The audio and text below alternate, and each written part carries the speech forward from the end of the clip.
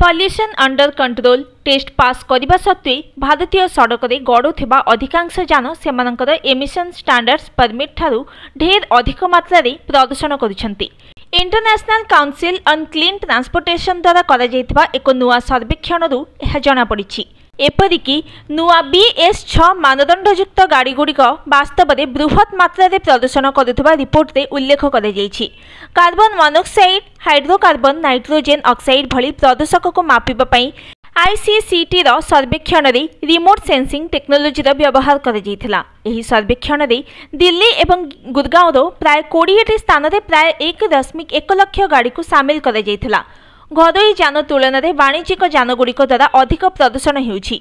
BS6 अनुपालित CNG taxi एवं हालुका goods vehicle घरोई यानगुड़िक तुलन में यथाक्रमे 2.4 गुणा एवं 5 गुणा नाइट्रोजेन ऑक्साइड निर्गमन करुवा रिपोर्ट रे उल्लेख करा जायछि।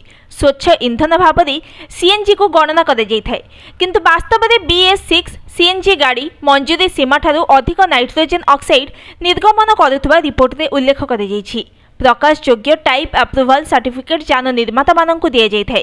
सेमानंकर यान स्वतंत्र प्रजुक्तिगत एवं सुरक्षा मानक पूरण करिबा परे सेमानंकु एही प्रमाणपत्र मिलिथाय एवं बाजार रे उक्त गाड़ी गुडी को बिक्री करिबा पई कंपनी मानक अनुमति दि जाए। Bureau report news today.